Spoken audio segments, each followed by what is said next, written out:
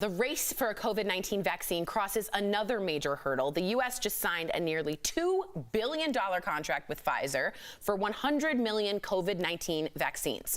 So why is this such a big deal? Well, the United States' goal is to deliver a safe, effective vaccine to the public by January 2021. And joining us live right now is one of my favorite humans. It's our medical expert, Dr. Kohli. You look fantastic in tomato. Let's go back to the date, January 2021. Does this mean life can go back to normal then? Are we okay to set that in our calendar?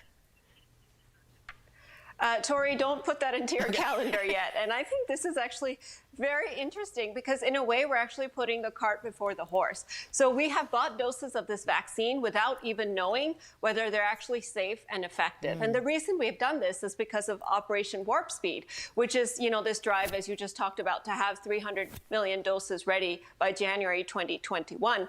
And we haven't gotten a lot of things right in the pandemic, but I do think that Operation Warp Speed is one of those that we have gotten right from this administration. And the reason is because as soon as the vaccine enters phase 3 clinical trials and proves safe and effective, we want to be ready. We want to be poised with the doses manufactured and ready to administer it to people. And that's what this is doing. So we'll get the data from the phase 3 trial around October, will be our first look at the data. But once we have that data, we'll know whether or not we can use these doses. But in a way, we're buying them before we even know if they work. I feel you. I'll lightly pencil it in. Oh, please do. Thank you. Yes, put it in the universe. Okay. All right. Now, Doc, our next question was sent in from a viewer. Carrie says she's a teacher and wants to know how it is determined who gets the vaccines first. Good, Carrie.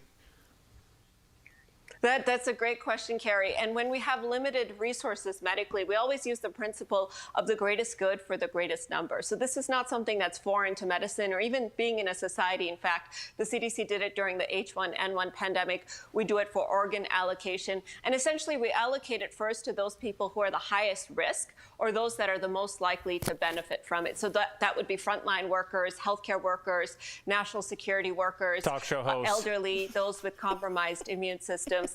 Talk show hosts, of course, especially ones that are especially funny, like Alan Tori. Oh, man, you're buttering him up there, in our society.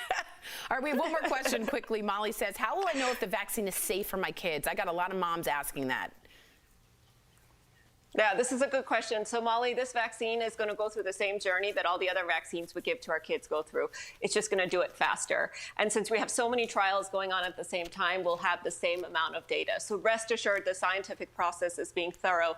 And even though we're trying to rush with Operation Warp Speed, we are dotting our I's and crossing our T's with it.